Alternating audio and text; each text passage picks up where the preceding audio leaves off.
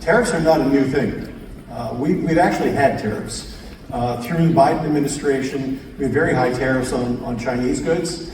We had 14% tariffs on Canadian lumber. So what we're talking about here are increasing tariffs that already exist. We're not creating brand new revenue streams or new models. And in fact, what most people don't realize is in the early days of the United States, really for the first century, most of the federal government spending was funded entirely by tariffs. We didn't have an income tax until 1908. And in 1908, income tax was passed by Congress as a temporary measure at 1% of your income. That's why I don't believe anything coming out of DC when they say temporary, if it has to do with us giving them money. But tariffs on imports will have an inflationary effect. They will, they always do. It raises the price that consumers ultimately pay for imported goods.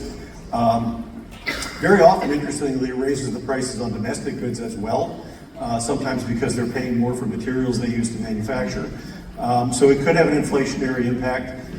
It could also bring more jobs back onto U.S. soil, and that is a part of the administration's objective here, is to bring more high-paying jobs in areas like manufacturing back into the country.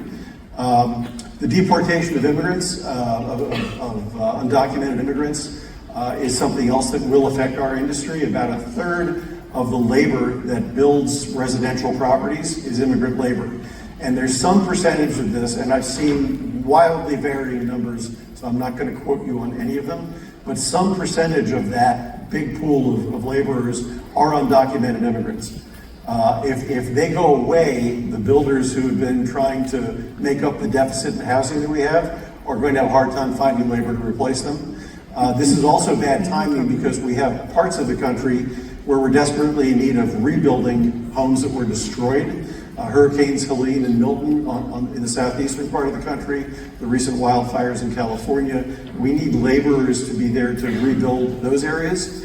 And that's in addition to trying to get more new homes built. So all of these things could have an impact. On the other hand, if we do see a lessening of regulations, if we see a less expensive federal government footprint, all of that could be accretive. That could actually help the economy.